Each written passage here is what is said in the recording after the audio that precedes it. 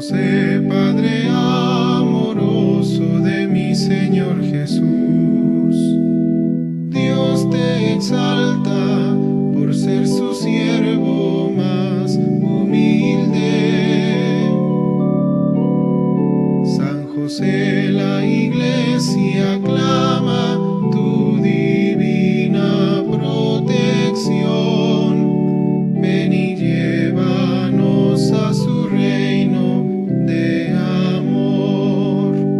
José, hijo de David, justo y fiel esposo de la Virgen María, Dios te eligió para ser su custodio. Mejores brazos no encontró el Señor. San José, Padre amoroso de mi Señor Jesús, Dios te exalta por ser su siervo más humilde. San José, la Iglesia aclama tu divina protección. Ven y llévanos a su reino de amor. Tu ejemplo fuerte de un gran amor a Dios, paciente y noble, prudente y casto Señor, Dios en ti virtudes derrochó. San José, Padre amoroso de mi Señor Jesús, Dios te exalta por ser su siervo.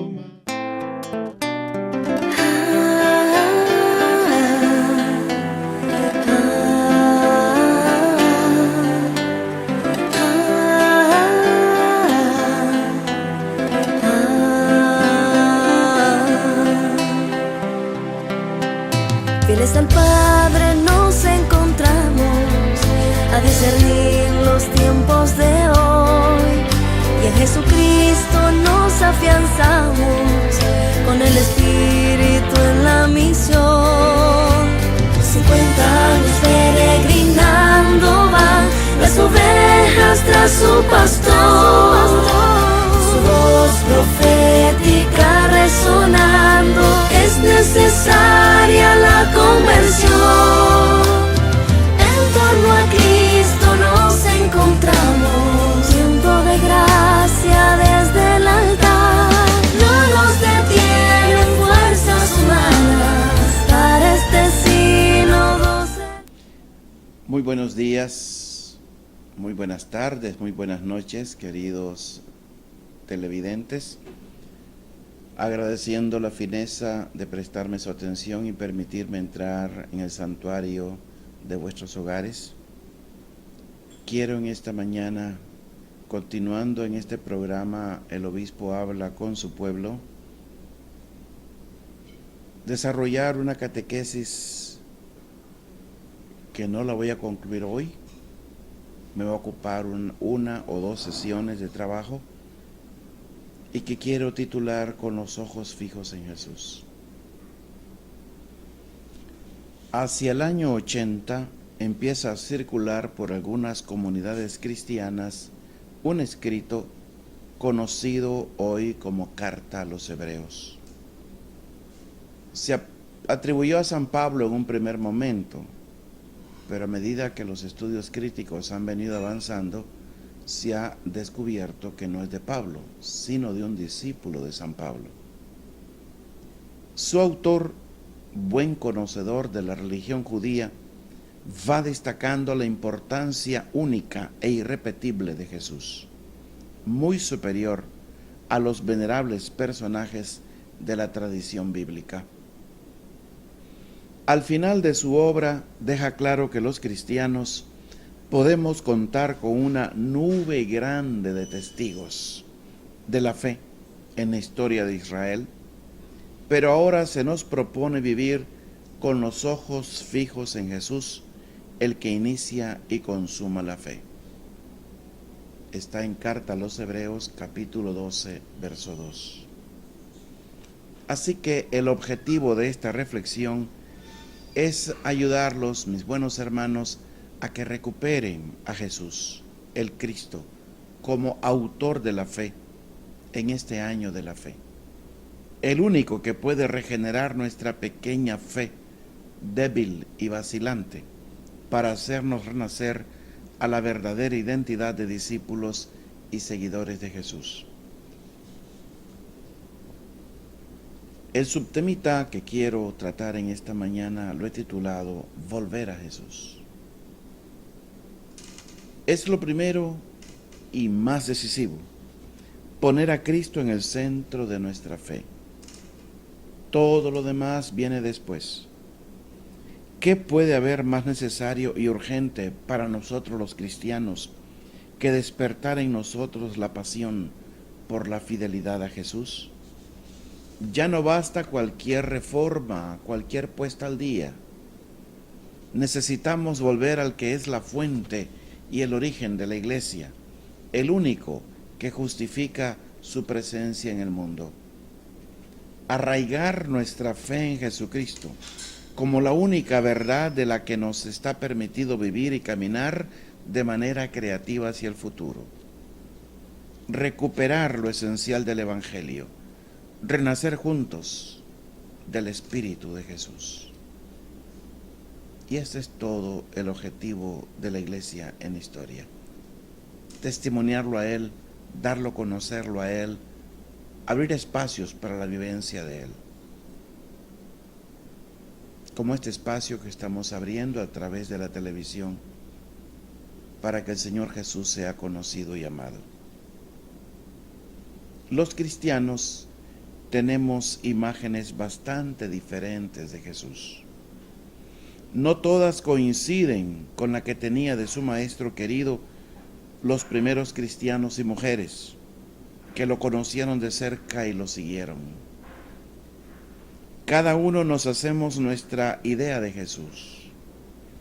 Esta imagen interiorizada desde niños a lo largo de los años condiciona nuestra forma de vivir la fe. Y esto se nota en la forma como nos confesamos. Ya de adultos confesamos exactamente lo mismo de niños y hasta con el mismo lenguaje. Como cuando aprendimos a confesarnos y allí nos quedamos.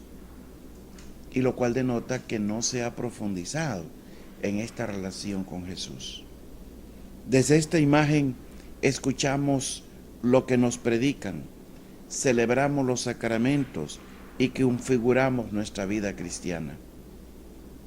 Si nuestra imagen de Jesús es pobre y parcial, nuestra fe será pobre y parcial.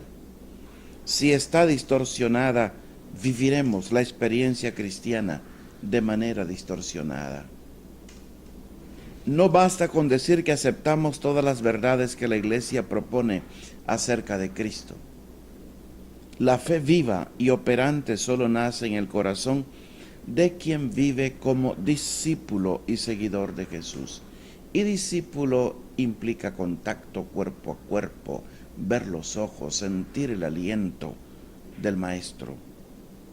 Es esencial e irrenunciable confesar a Cristo como Hijo de Dios, Salvador del mundo o Redentor de la humanidad, pero sin reducir nuestra fe a una sublime abstracción. No es posible seguir a un Jesús sin carne. No es posible alimentar la fe solo de doctrina. No seguimos unos principios morales o éticos. No seguimos una doctrina, seguimos una persona. Somos seguidores de el Cristo. Necesitamos un contacto vivo con su persona, conocer mejor su vida concreta y sintonizar vitalmente con Él. Necesitamos captar bien el núcleo de su mensaje, entender mejor su proyecto del reino de Dios, dejarnos atraer por su estilo de vida, contagiarnos de su pasión por Dios y por el ser humano. ¿Qué podemos hacer? Los cristianos de las primeras comunidades que se sentían seguidores de Jesús más que miembros de una nueva religión. ¿Por qué afirmo esto? Notemos, por ejemplo, en Hechos 18:25, según San Lucas, las comunidades están formadas por personas que han conocido el camino del Señor y atraídas por Jesús han entrado por este camino. Se sienten seguidores de el camino, como dice carta a los Hebreos capítulo 9, verso 2. Esta carta, la carta a los Hebreos, precisa que es un camino nuevo, un camino vivo, inaugurado por Jesús para nosotros. Hebreos 10:20. Un camino que hemos de recorrer viviendo una adhesión plena a su persona, con los ojos fijos en Jesús, el que inicia y consuma la fe. Como decíamos, Hebreos 12:2. Más tarde, el Evangelio de Juan lo resume todo poniendo en labios de Jesús estas palabras: yo soy el camino, la verdad y la vida. Nadie va al Padre sino por mí. Juan 14:6. Por desgracia, tal como es vivida hoy por muchos, la fe cristiana no suscita seguidores de Jesús, sino solo adeptos a una religión. No genera discípulos que, identificados con su proyecto, se entregan a abrir caminos al reino de Dios, sino miembros de una institución que cumplen mejor o peor sus obligaciones religiosas. Muchos de ellos corren el riesgo de no conocer nunca la experiencia más originaria y apasionante, el encuentro personal con Jesús, el choque con Él, como dicen los emproístas. Nunca han tomado la decisión de seguirle. Nos adherimos a una persona, no a unos conceptos, no a una tradición, no a una costumbre, a una persona que yo no la genero en mi imaginación, está viva, tiene existencia por sí misma, no es un ente de razón. Sin embargo, como ha dicho Benedicto XVI, no se comienza a ser cristiano por una decisión ética o una gran idea, sino por el encuentro con un acontecimiento, con una persona que da un nuevo horizonte a la vida y con ello una orientación decisiva. La renovación de la fe está pidiendo hoy pasar de unas comunidades formadas mayoritariamente por adeptos a unas comunidades de discípulos y seguidores de Jesús, el Cristo. ¿Cómo entrar por ese camino abierto por Jesús? ¿Cómo llegar a ser discípulos? Los relatos evangélicos han sido compuestos para ofrecernos la posibilidad de conocer ese camino abierto por Jesús. Vamos al corazón de esos relatos, lo que podríamos llamar volver a Galilea. Es lo que sugiere el mensaje que reciben las mujeres junto al sepulcro la mañana de Pascua. ¿Buscáis a Jesús de Nazaret, el crucificado? Ha resucitado. No está aquí, non es hic. No hay que buscarlo en el mundo de los muertos al Señor. ¿Dónde puede ser encontrado por sus seguidores? Hay que volver a Galilea. Dice Marcos 16:7. Él va delante de vosotros, allí lo veréis. Hemos de ir a Galilea, volver al inicio, hacer el recorrido que hicieron los primeros discípulos, siguiendo la llamada de Jesús, escuchar de nuevo su mensaje, aprender su estilo de vida al servicio del reino de Dios, compartir su destino de muerte y resurrección. Recorriendo los relatos evangélicos, podemos experimentar que la presencia invisible y silenciosa del resucitado en su iglesia adquiere rasgos humanos y recobra voz concreta que nos llama también hoy a seguirle. Por eso, el Concilio Vaticano II, justamente el llamado a este concilio en octubre, hace ya 50 años, de hace 50 años, ha motivado este año de la fe. Fue la gran motivación que propuso Benedicto XVI al decretar este año de la fe, que ha retomado el Papa Francisco. El Vaticano II nos ha recordado que entre todas las escrituras, incluso el Nuevo Testamento, los evangelios ocupan con razón el lugar preeminente, pues son el testimonio principal de la vida y de la doctrina del Verbo encarnado, nuestro Salvador. He citado Dei Verbum número 18. Los evangelios, como ustedes bien saben, no son libros didácticos que exponen doctrina académica sobre Jesús. No son tampoco biografías redactadas para informarnos con detalle de su trayectoria histórica. Si ustedes leen desde esta angulatura los evangelios, van a notar que a veces hay contradicciones geográficas, históricas, lógicas en el mismo evangelio. Por ejemplo, Jesús se monta en una barca después que los discípulos los ha reunido de nuevo, una vez que los mandó de dos en dos a predicar. Y dice, vayamos a un lugar aparte, a descansar. Y toman la ruta hacia ese lugar.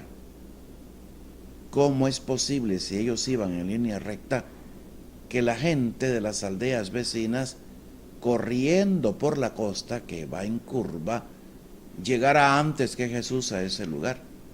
No se nos dice el texto que Jesús se fue a pasear por el lago, a dar sus vueltecitas por allí y después se encaminó al lugar aparte. Van derechito al lugar aparte, porque la gente, dice el texto, la gente viendo hacia dónde se dirigían, se las adelantó. De tal manera que cuando Jesús llega al lugar solitario, ya estaba la gente allí. Como dice Chespirito, no contaban con mi astucia. Y Jesús se puso a enseñar largamente. ¿Qué quiere decir? El descanso va para después. Si está la gente, hay que atenderla. Bien, ahí están los acentos que pone la narración Marcos. Y Marcos, por ejemplo, no tiene empacho en romper la escena, el panorama geográfico que nos ha presentado para narrarnos una acción de Jesús y romper esa escena y colocarnos a Jesús en casa y dando una doctrina en público y otra doctrina en privado. Con estas dos pequeñas anécdotas quiero señalarles que aquí no nos encontramos con una biografía redactada para informarnos con detalle de la trayectoria histórica de Jesús. Lo que encontramos en estos escritos es el testimonio del impacto causado por Jesús en los primeros que se sintieron atraídos por Él y respondieron a su llamada. Es una experiencia personal de gente que se adhirió a Él. Por eso los evangelios son para nosotros una obra única que no hemos de equiparar con el resto de los libros bíblicos. Solo en los evangelios encontramos lo que podemos llamar la memoria de Jesús, tal como era recordado, creído y amado por sus primeros seguidores y seguidoras. Estos escritos, nacidos de su experiencia directa con Jesús, constituyen el camino más natural para ponernos en contacto con Jesús resucitado y con su fuerza para engendrar también hoy nuevos discípulos y seguidores.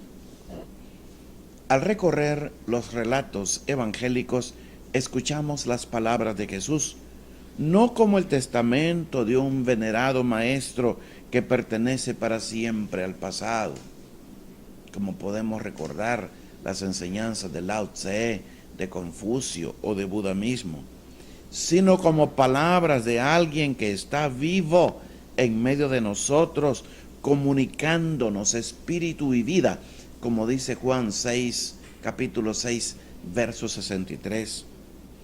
Por otra parte, recordamos la actuación de Jesús no como la historia pasada de alguien que vivió hace muchos siglos, sino de alguien que ahora mismo está con nosotros, curando nuestras heridas, defendiendo la dignidad de los pobres y marginados, acogiendo a los pecadores e indeseables, abrazando a los pequeños, frágiles e indefensos y llamándonos a todos a ser compasivos como el Padre del cielo.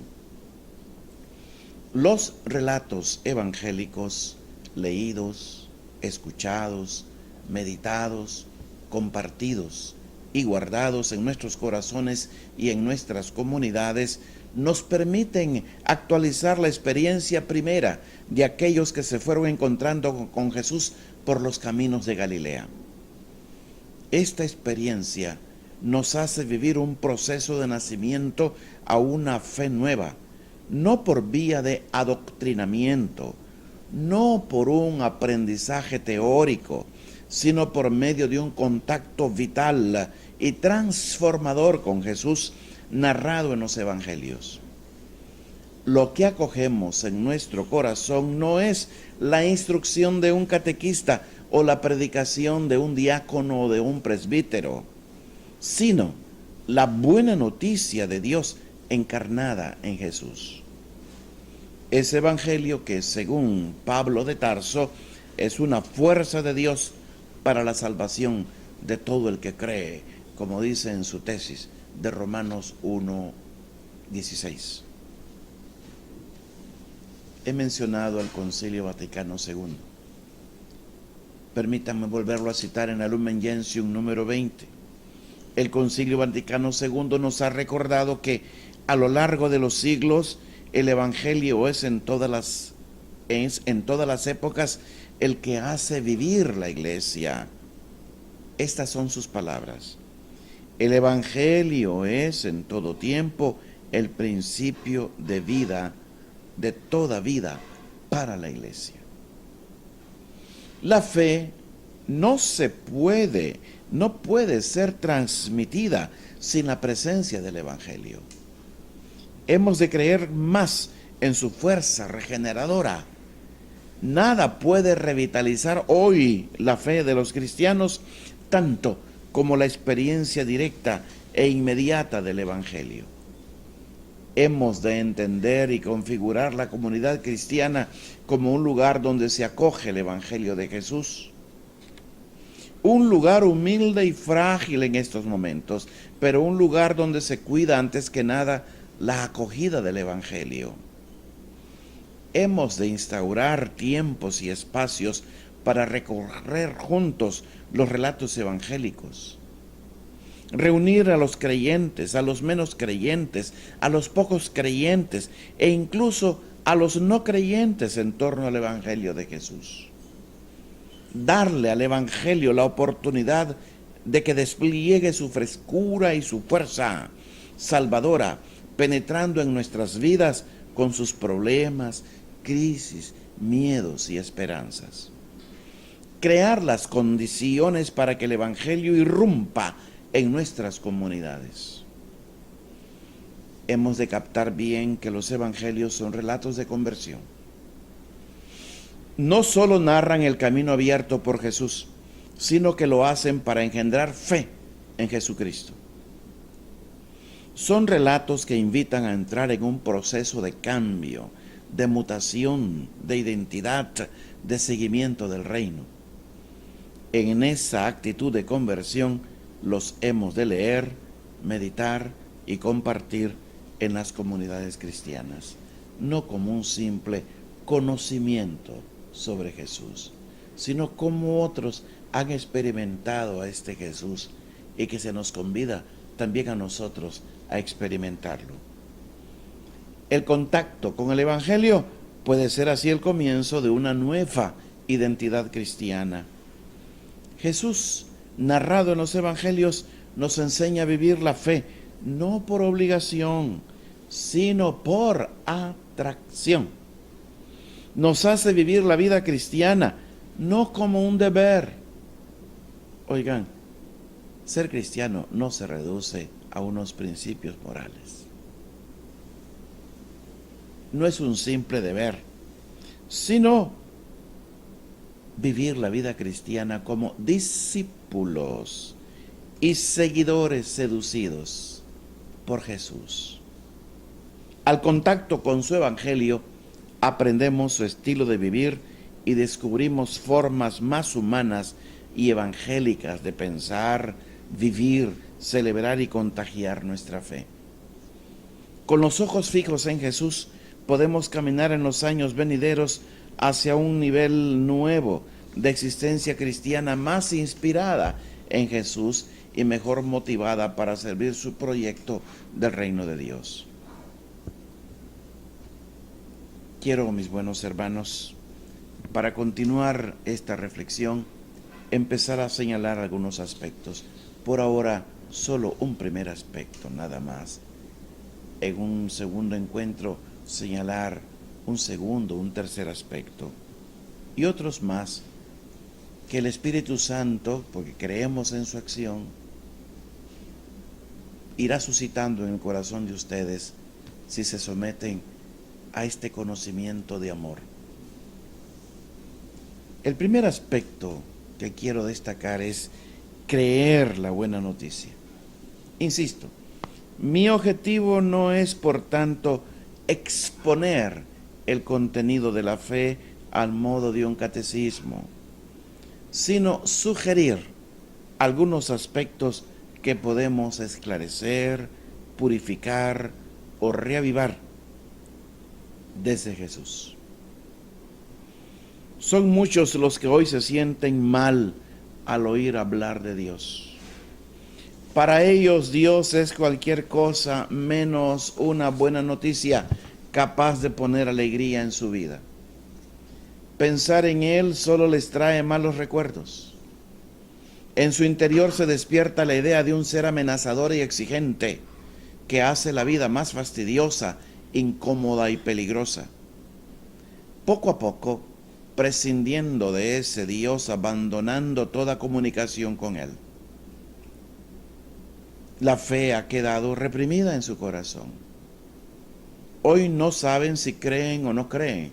Como me decía una persona, yo no sé en quién creer, si en esa puerta, si en esa mesa, o aquella persona que se dice mi amigo, ni siquiera ni en mi padre ni en mi madre, mucho menos en mis hermanos.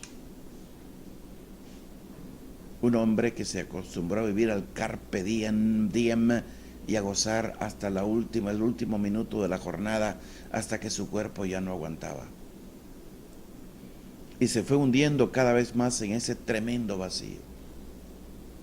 Me decía desesperado, yo no sé en qué creer ni en quién creer. Como él, tantísimos se han quedado sin caminos hacia Dios. Algunos desearían estar seguros de que no existe.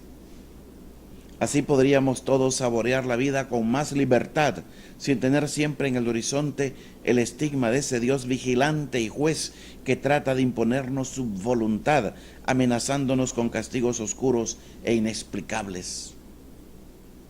Es el Dios que niega y ante el cual se revela, por ejemplo, Marx, que conoce un Dios juez, un policía con garrote en mano. Ese es el tipo de Dios que él conoció a través del calvinismo. En estos tiempos de profunda crisis de fe religiosa, no basta creer en cualquier Dios. No es suficiente afirmar que Jesús es Dios. Es decisivo discernir cómo es el rostro de ese Dios que se encarna y revela en Jesús, sin confundirlo con cualquier Dios elaborado por nosotros desde miedos, ambiciones o fantasmas que poco tienen que ver con la experiencia de Dios que vivió y contagió a Jesús. Bendecidos, prosperados. No. A Dios no lo podemos encerrar en nuestras categorías humanas, personales. Ni mucho menos a Jesús Dios. Creo, mis buenos hermanos, que está llegando la hora de promover en el interior de todos los que nos decimos cristianos, en el interior de nuestra iglesia, la tarea apasionante de aprender a partir de Jesús cómo es Dios, cómo nos siente y nos busca y qué quiere para sus hijos e hijas. Qué alegría se despertaría en no pocos si pudieran intuir en Jesús los rasgos de Dios. ¿Cómo se encendería su fe si pudieran captar con ojos nuevos el rostro de Dios encarnado en Jesús? Muchos hombres y mujeres de fe débil, vacilante y casi apagada necesitan hoy escuchar la noticia de un Dios nuevo y bueno. Si ustedes van siguiendo el magisterio de Francisco, del Papa Francisco, habrán notado cómo les viene insistiendo tantísimo en este rostro de Dios. El Dios de Jesucristo que solo quiere una vida más digna y dichosa para todos, desde ahora y para siempre. Alguien les tiene que decir que ese Dios al que tanto temen no existe. Ese Dios policía, ese Dios juez inexorable. Cualquier anuncio, predicación o catequesis sobre Dios que lleve al miedo, que lleve a la desesperanza o el agobio, ese rostro es falso, ese Dios es falso. Todo lo que impida acoger a Dios como gracia, liberación, perdón, alegría y fuerza para crecer como seres humanos, no lleva dentro la buena noticia de Dios proclamada por Jesús.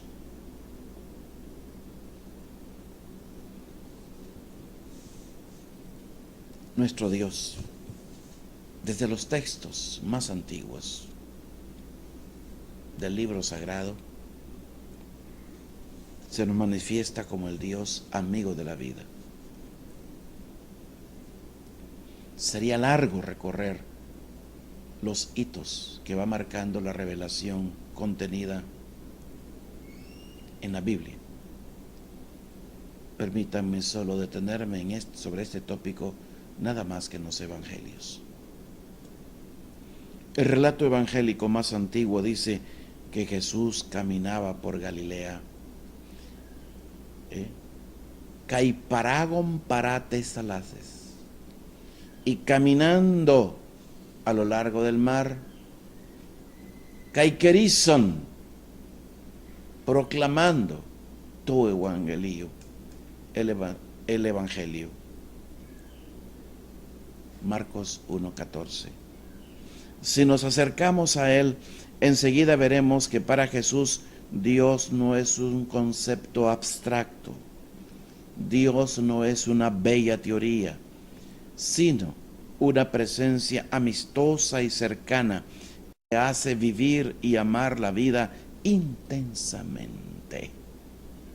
Porque Él es así, Él es gozo, es alegría, Él es intensidad, es calidez, es vida, es creatividad, es espontaneidad. Y su palabra revela quién es Dios. Y la palabra de Jesús justamente nos revela el rostro de Dios, un Dios cercano, amistoso, que hace vivir y amar la vida intensamente. Jesús vive a Dios como el mejor amigo del ser humano, un Dios amigo de la vida, como ya lo cantaba el libro de la sabiduría, capítulo 11, versos 23 y 24, el que ama la vida. No ofrece a sus discípulos una información suplementaria acerca de Dios. Lo que contagia a todos es su experiencia de Dios como un misterio de bondad que nos podría liberar de tantas ambigüedades con las que hemos oscurecido su rostro santo. Pablo lo llama dikaiosine. Traducimos por justicia, pero la mejor traducción sería benevolencia. Un Dios que me quiere bien, que quiere mi bien y me busca porque me quiere feliz. Para Jesús, Dios no es alguien extraño que desde lejos controla el mundo y presiona sobre nuestras pobres vidas. Es el amigo que desde dentro comparte nuestra existencia y se convierte en la luz más clara y la fuerza más segura para enfrentarnos a la dureza de la vida y al misterio de la muerte. No es que Jesús exponga una doctrina de Dios cuyo contenido puede ser entendido como algo bueno. No. Es mucho más.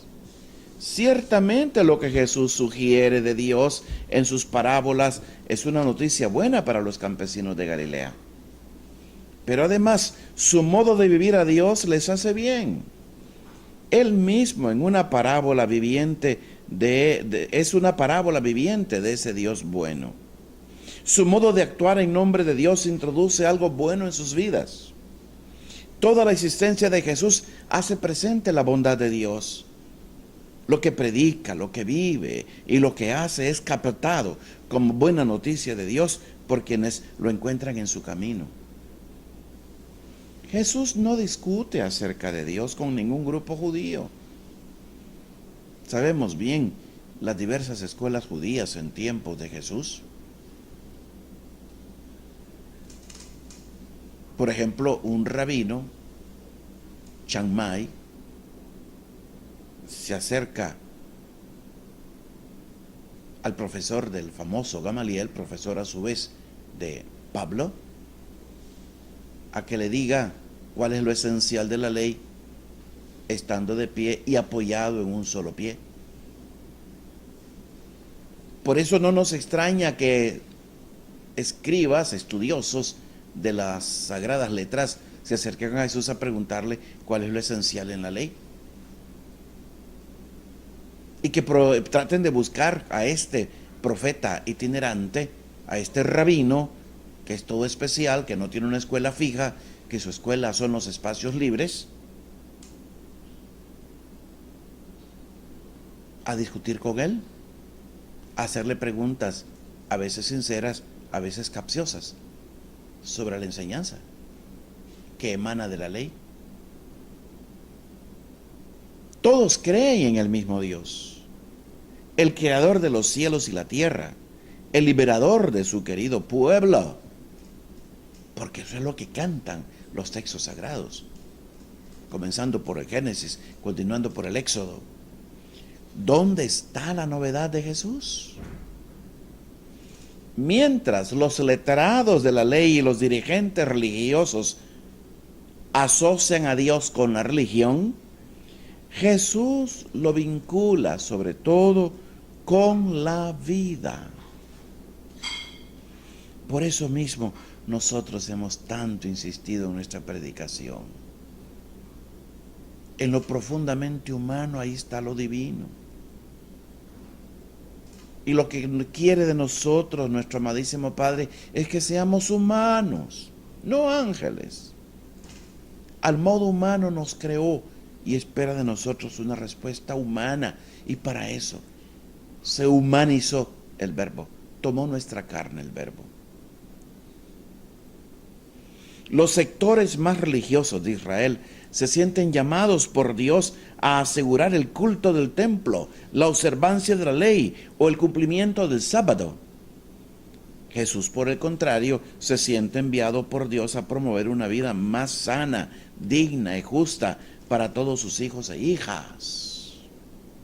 Un día van atravesando por un sembrado de trigo Jesús y los discípulos que tienen hambre, mientras van caminando, van arrancando espigas, las frotan con sus manos y se las llevan a la boca para saciar un poco su hambre. Viendo esto, algunos escribas, era día sábado, le dirán: oye, ¿por qué hacen tus discípulos lo que no está permitido hacer en sábado? Cegar. Pero eso no es cegar. ¿Cómo se ridiculiza la persona cuando no se busca justamente al Dios de la vida, sino preceptos, normas, y hasta se malinterpretan? El Evangelio de Juan resume así toda la actividad de Jesús. Yo he venido para que tengan vida y la tengan en abundancia. En ese maravillosísimo discurso del capítulo 10, el discurso del buen pastor, verso 10. Según Jesús, para Dios, lo primero es la vida de la persona, no el culto. Lo primero es la curación de los enfermos, no el sábado. Lo primero es la reconciliación social, no las ofrendas que lleva cada uno al altar del templo. Si vas a llevar tu ofrenda al altar y ahí te das cuenta que tu hermano tiene quejas contra ti, deja allí tu ofrenda. Vete primero a reconciliarte con tu hermano y después regresa y ofrece la ofrenda. Según Jesús, lo primero es la acogida amistosa a los pecadores y el perdón sanador de nuestro Padre Dios, no los ritos de expiación. Jesús pronunció un día unas palabras inolvidables. El sábado ha sido instituido por amor al ser humano y no el ser humano por amor al sábado. Marcos 2:27. El sistema religioso ha de estar al servicio de las personas. Una experiencia religiosa que va contra la vida digna y dichosa o es falsa o ha sido entendida de manera errónea. Los campesinos de Galilea tuvieron que captar muy pronto la enorme diferencia que había entre Juan el Bautista y Jesús. La preocupación suprema del Bautista es el pecado. Toda su actuación gira en torno al pecado del pueblo. Denuncia los pecados, llama a los pecadores a hacer penitencia ante la llegada inminente de un Dios juez y ofrece un bautismo de conversión y perdón a quienes acuden al Jordán. Así prepara a Israel a encontrarse con su Dios y juez. El Bautista no cura a los enfermos, no toca la piel de los leprosos, no abraza a los niños de la calle, no se sienta a comer con pecadores, prostitutas e indeseables. No realiza gestos de bondad, no alivia el sufrimiento, no se entrega a hacer la vida más humana, no se sale de su misión estrictamente religiosa. Por el contrario, la primera mirada de Jesús se dirige al sufrimiento de las gentes más enfermas y desnutridas de Galilea, no a sus pecados. Me da lástima de esta gente que andan como ovejas sin pastor, dirá él mirando a tanta gente que lo seguía, deseosa de escuchar su enseñanza. Anuncia a un Dios salvador y amigo, realizando gestos de bondad. Su vida gira en torno al sufrimiento. Bendice a los enfermos, libera a los leprosos de la marginación, abraza a los más pequeños y frágiles, libera a los poseídos por espíritus malignos, acoge a los pecadores despreciados por todos. Esto es lo nuevo. Jesús proclama a Dios curando la vida. Anuncia la salvación eterna sanando la vida actual. Este es el recuerdo que dejó Jesús. Ungido por Dios con el Espíritu Santo y con poder, pasó por la vida haciendo el bien y curando a todos los oprimidos por el diablo, porque Dios estaba con él. Maravillosamente, así resume todo Pedro en casa de Cornelio. Hechos capítulo 10, verso 38. Este Dios que unge a Jesús con su espíritu curador fue captado por sus seguidores, no como el Dios juez predicado por el Bautista, sino como el Dios amigo de la vida que resucitó a Jesús de la muerte. Según los evangelistas, Jesús despide a los enfermos y pecadores con este saludo: vete en paz. ¿Cuántas veces aparece en el Evangelio? Por ejemplo, en Marcos 5:34, en Lucas 7:50, en Lucas 8:48. Vete en paz. ¿Y qué quiere decir con esto el Señor? Disfruta de la vida. Jesús les desea todo lo mejor: salud integral, bienestar, una convivencia dichosa en el hogar y en la aldea, una vida llena de las bendiciones de Dios. Vete en paz. Shalom. Lech Shalom.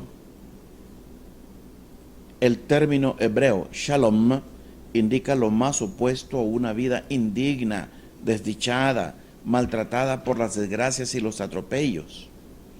Jesús libera a los seres humanos de la imagen opresora de Dios. Contagia a todos la experiencia de Dios como una fuerza contraria al mal, que solo quiere el bien, que se opone a lo que es malo y hace daño al ser humano. No hay duda, mis buenos hermanos, Jesús vive seducido por la bondad de Dios. La realidad insondable de Dios, lo que nosotros no podemos pensar ni imaginar, Jesús lo capta como un misterio de bondad, compasión y perdón. Dios es una presencia buena que bendice la vida.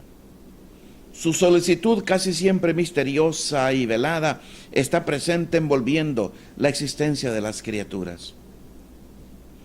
Como decía el gran teólogo Karl Rahner al final de su vida, por Jesús sabemos que Dios es bueno y nos quiere bien. No necesitamos saber más. No necesitamos saber mucho más, decía Rahner. A ese Dios bueno, Jesús lo invoca como Abba, Padre. Abba es una expresión que en los hogares judíos utilizaban los niños pequeños al hablar con su padre. Igual que nuestros pequeñitos y la gente sencilla del campo, al abuelito le dice, papita, papita, y lo pone en femenino. Por toda esa carga afectiva, cariñosa que se descubre en el abuelo, en el papá de papá. Jesús vive a Dios como alguien tan cercano, bueno y entrañable, que al comunicarse con Él le viene espontáneamente a los labios esa palabra cariñosa, Abba, Padre querido, papacito, papito mío. No encuentra Él una expresión mejor, Abba. Ese Padre bueno es un Dios cercano y accesible a todos. Cualquiera puede comunicarse con Él desde el secreto de su corazón. Él habla a cada uno sin pronunciar palabras humanas. Él atrae a todos hacia lo que es bueno y nos hace bien. Los sencillos lo conocen mejor que los entendidos. Para encontrarse con Él no son necesarias liturgias complicadas como las del templo. Basta acercarse, encerrarse en un aposento y dialogar con Él en lo secreto. Dios no está confinado en ningún lugar sagrado. No es necesario peregrinar a Jerusalén ni subir al monte Garizim. Desde cualquier lugar y en cualquier momento del día o de la noche es posible levantar los ojos al Padre del cielo. Jesús invita a todos a confiar en su bondad. Según San Lucas 11:12 nos dice, cuando oréis, decid, Padre, decid, Abba. Ese Padre bueno y cercano no es para unos privilegiados, es de todos, de todos. Busca a sus hijos e hijas ahí donde están, aunque se encuentren perdidos, aunque vivan de espaldas a Él, aunque ni se acuerden de Él. Nadie es insignificante a sus ojos. A nadie Él da por perdido. Nadie está huérfano. Nadie camina olvidado y solo. Según Jesús, Dios hace salir su sol sobre buenos y malos, manda la lluvia sobre justos e injustos. Mateo 5:43. El sol y la lluvia son de todos. Dios lo ofrece como regalo, rompiendo nuestra tendencia a discriminar a quienes nos parecen indignos. Este Dios bueno no es propiedad de los buenos. Impulsado por el espíritu de ese Dios, Jesús acoge a los excluidos de la alianza y a los olvidados por la religión. No puede ser de otra manera. Jesús capta a Dios como un padre que tiene en su corazón un proyecto: crear una gran familia humana en la que no haya santos que condenen a pecadores, puros que separan a impuros, hijos de Abraham que excluyen a paganos. Dios no bendice la exclusión ni la discriminación, sino Dios bendice la comunión fraterna. Dios no separa ni excomulga, Dios abraza y acoge. Dios no mira el color político, ni la raza, ni el idioma, ni la religión siquiera, mucho menos el sexo.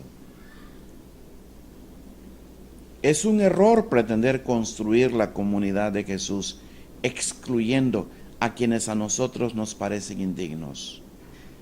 No responde a la buena noticia de Dios proclamada por Jesús. Un error grave. No bautizar a un niño simplemente porque es un hijo fuera de matrimonio o hijo de prostitución. Un error gravísimo que atenta al corazón de nuestro Padre Santísimo. El gesto que más escándalo provocó fue la amistad que Jesús tuvo con pecadores. Nunca había ocurrido algo parecido en Israel. Ningún profeta se había acercado a ellos con esa actitud de respeto, acogida y amistad. Lo que más irritaba era verlo comiendo con toda clase de gentes alejadas de Dios, pecadores, recaudadores, explotadores del pueblo, prostitutas e indeseables. Aún en su grupo había recuerdan a Simón el Cananeo, o el Celota. Y los celotas era un grupo que había jurado no descansar hasta que el último romano saliera del territorio. Y era gente de acción. Manejaban su sica bajo el fajón de su manto, un puñalito pequeño que lo enterraban cuanto podían cada vez que encontraban un soldado desprevenido. También gente de esa calaña llamó Jesús a Simón el Celota. ¿Cómo puede un hombre de Dios aceptarlos a su mesa sin exigirles algún tipo de conversión previamente? Su gesto desencadenó una reacción inmediata contra él. Según San Lucas recoge las críticas que le hacían los fariseos. Ahí tenéis a un comelón y borracho, amigo de pecadores. Jesús no hace caso de las críticas. Contesta con un refrán: no necesitan médicos los sanos, sino los enfermos. Marcos 2:17. Aquellos hombres y mujeres tan alejados de Dios son los primeros que han de sentirse acogidos por Él. Jesús no los envía a purificarse en las aguas del Jordán, ni a ofrecer sacrificios de expiación por sus pecados en el templo. Con su acogida amistosa los va curando por dentro, los libera de la vergüenza y la humillación, despierta en ellos la dignidad, les contagia su paz y su confianza en Dios. Nada han de temer. Conoce bien al Padre, sabe que es como un pastor loco que lo arriesga todo por buscar a su oveja perdida. El Padre no espera a que sus hijos e hijas cambien para dar el primer paso y ofrecerles el perdón. Nadie ha realizado en esta tierra un signo más cargado de esperanza, más gratuito y más absoluto del perdón de Dios. Su mensaje sigue resonando todavía hoy para quien lo escuche en su corazón. Cuando os veáis rechazados por la sociedad, sabed que Dios os acoge y defiende. Cuando os sintáis juzgados por la religión, sentíos comprendidos por Dios. Cuando nadie os perdone vuestra indignidad, confiad en su perdón inagotable. No lo merecéis, pero Dios es así, amor y perdón. He parafraseado la parte final de las bienaventuranzas en el Sermón del Monte. Voy concluyendo, mis buenos hermanos, por este encuentro. Y quiero traerles a colación una parábola maravillosa de Jesús. En ninguna otra parábola ha logrado Jesús sugerirnos con tanta hondura el misterio de Dios y el enigma de la condición humana como en la llamada parábola del Padre Bueno, narrada en el Evangelio de Lucas. Lucas 15, versos del 11 al 32. Y ninguna de sus parábolas es tan actual para nuestros tiempos. Ya ustedes la conocen. Pero cómo se calienta el corazón cuando uno repiensa esta parábola desde la propia experiencia personal con Dios. El hijo menor dice a su padre: dame la parte que me toca de la herencia. Al reclamarla está pidiendo de alguna manera la muerte de su padre, como hacen los psicoanalistas. Eso es su lectura. Él quiere ser libre.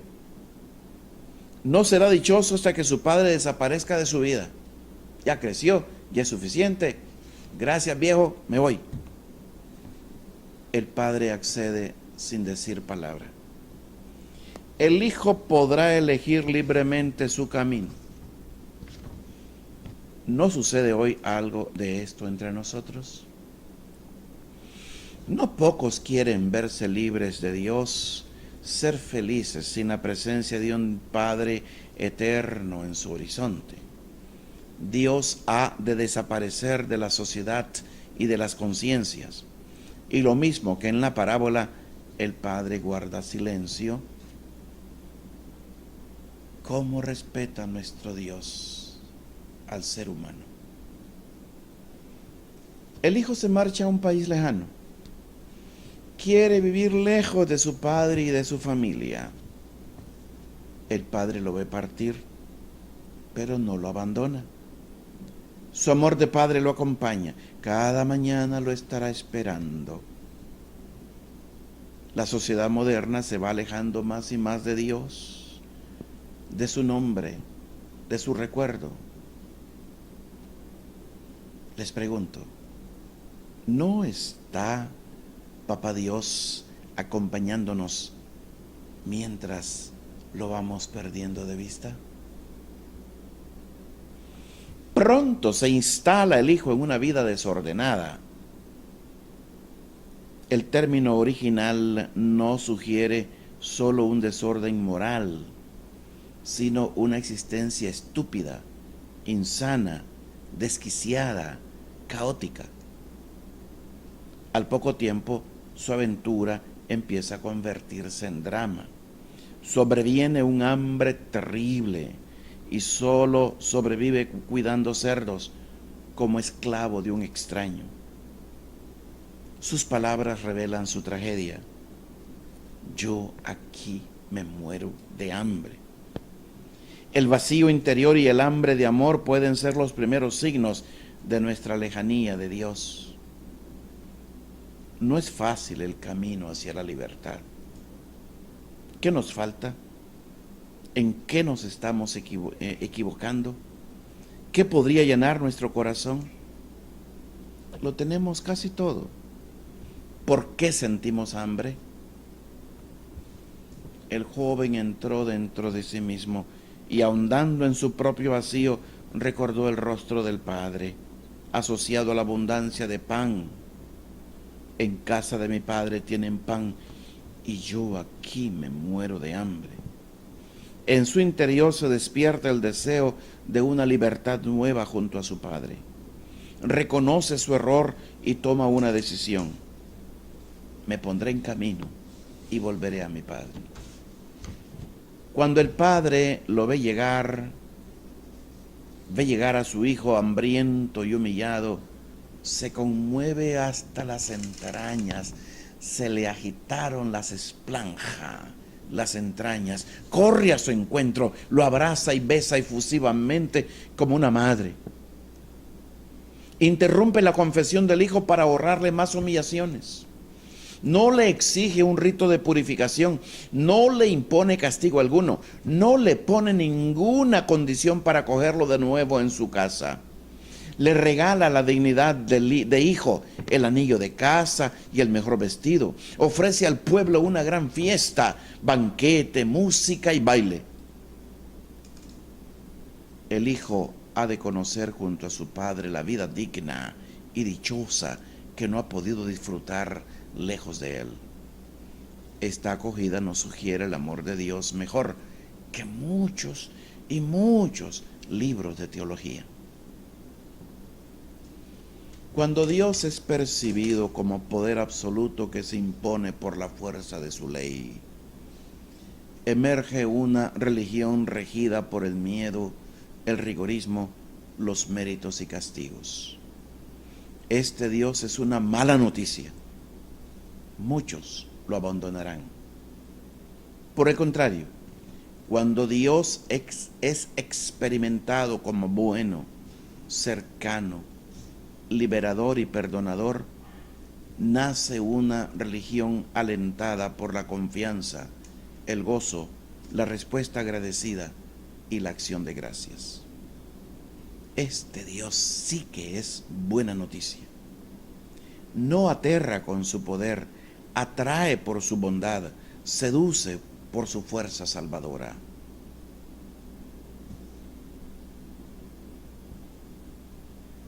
Queridos hermanos,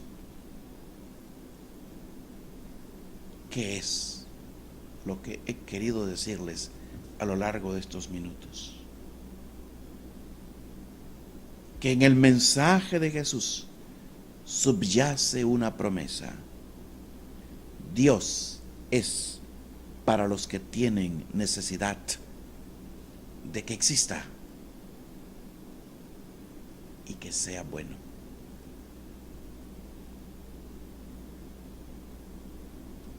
Que experimentemos todos esa bondad.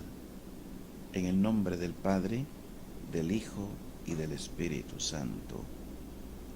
Amén.